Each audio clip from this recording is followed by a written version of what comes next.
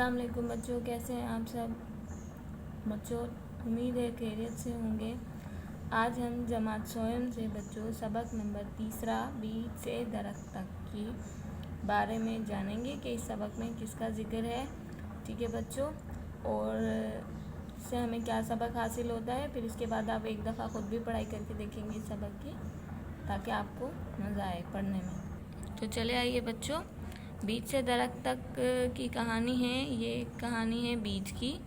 बीज जो था बच्चों वो बहुत दिन से पड़ा हुआ था मिट्टी के ऊपर। अब वो बीज जो था वो सोच रहा था कि काश मुझे पानी मिल जाए और मेरी किस्मत खुल जाए। ठीक है बच्चों, माना उदासी में बीज बोल रहा था, काश मुझे पानी मिल जाए, मेरी किस्मत खुल जाए।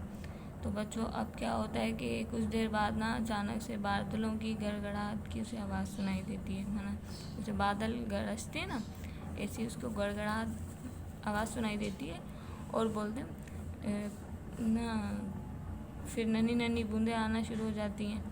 तो बीज जो होता है वो बोलता है वाह भाई वाह, बारिश हो गई। बीज खुश हो जाता है, खुशी से चिल्लाता है आहा मज़ा आ गया, आखिर मुझे पानी मिल गया। अब मेरी ज़रूरत है थोड़ी सी हरारत की। ठीक है बच्चों, बीज ने बात सुनी, सूरज ने बीज की बात सुनी तो मुस्कुराया और बादलों के पीछे से निकल आया। कहाँ से निकल आया बच्चों? बादलों के पीछे से निकल आया।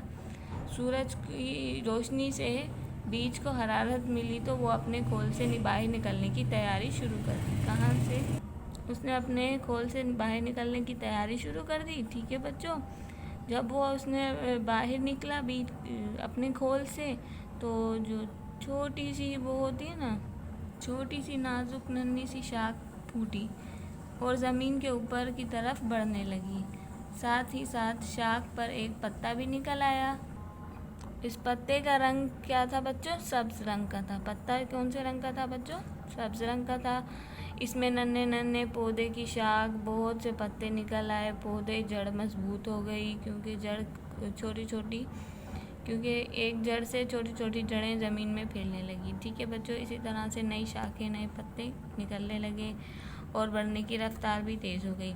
इसी तरह से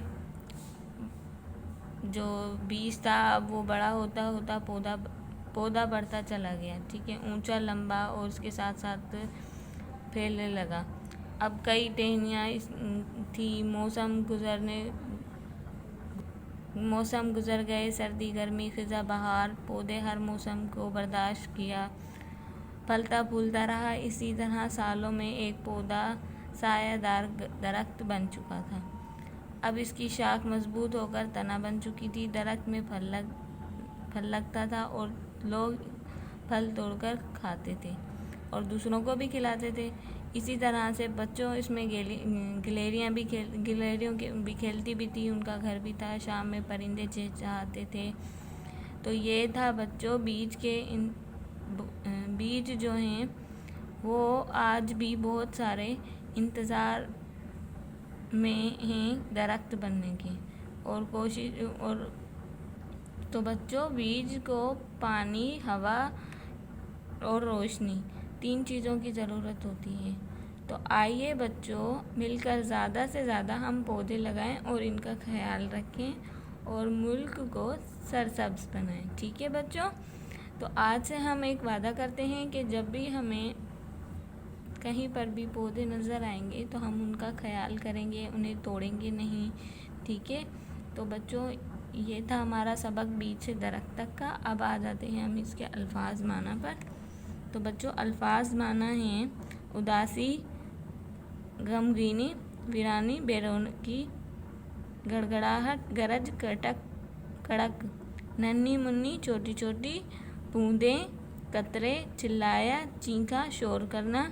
जैसे हम खुशी में शोर करते हैं तो ऐसे बीज ने भी किया। हरारत, गर्मी, खोल, गिलाफ, नाजुक, नफीस, सब्ज, हरा भरा, शादाब, फलता फूलता, फल लगना या नस्ल बढ़ना।